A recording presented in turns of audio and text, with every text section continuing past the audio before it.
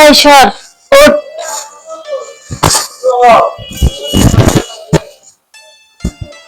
আমার আর ভাল লাগে না সারাক্ষণ এই চোরের মতন লুকাইয়ে লুকাইয়ে এইসব করতে, আর ভাল লাগে না।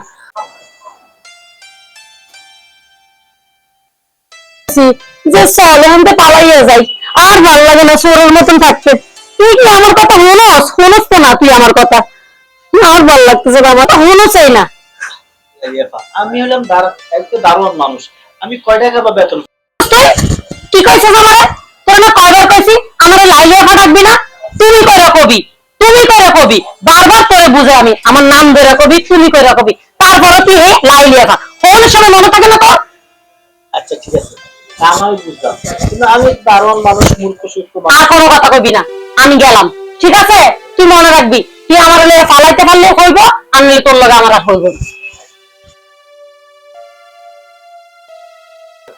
বেটা, তুই একটা সাধারণ দারোয়ান হইয়া ম্যাডামের সাথে পরে গিয়ে করস, তোরা আমি আজকে জেল হাজতে পারাম। ইমা, তুমি শেষ পর্যন্ত আমারে এইভাবে ঠকাইলা। আমি 5টা বছর তোমার জন্য কত কষ্ট না করছি, না খাইয়া না পইরা তোমার দিকে চাইছি, এই বাড়ি ঘর সবকিছু করছি শুধু একমাত্র তোমার জন্য। আর তুমি শেষ পর্যন্ত পরকীয়া লিপ্ত হইলা। আমি এমন দিন গেছে কিছু খাই নাই, তোমার চিন্তাই করছি। এই ইট কেনার জন্য, এই বাড়ি করার জন্য আমি কত কিনা করছি, এটা কিন্তু আমি তোমার কাছ থেকে কোনোদিনও আশা করি নাই। এই পর্যন্ত তুমি আমার কত কষ্ট দেখলা, এগুলো শেষ পর্যন্ত তোমার কাছে আসা নাই। করলা সামান্য একটা দারোয়ানের সাথে পরকীয়া করলা।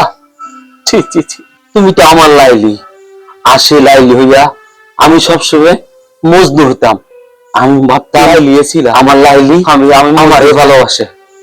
আসলে তুমি লাইলি হইয়া এই মজনুরও ঠকাইলা শেষ পর্যন্ত। ছি ছি ছি ছি ছি, লাইলি আমি মুখ কিভাবে দেখাবো মানুষরে?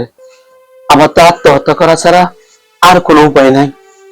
এখানে সমাজের মুরব্বী একজন আছে, উনি যে বিচারটা করে দিব সেটাই আমার থেকে মাথা ভিতরে দিব, সিদ্ধান্ত দিব। ওই সিদ্ধান্তের উপরে আমি নির্ভর। আপনি কিছু বলেন মুরব্বী সাহেব। আমি কি কমু? তোমার বউ দেখুন দারোয়ানের লোভে পড়ে গেছে, প্রেমে পড়ে গেছে, আমি কিছু করার নাই। তোমার বউর বিচার তুমিই করো।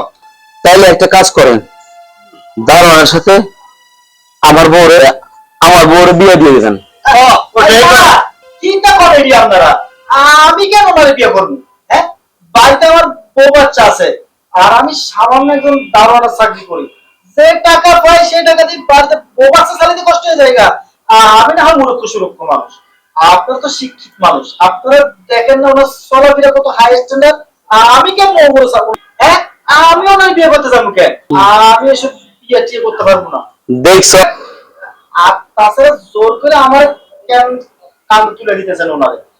আমি তো নিজের থেকে চাই নাই, উনি তো আমার ডাইকে ডাইকে আনতো, আমার দোষ কি?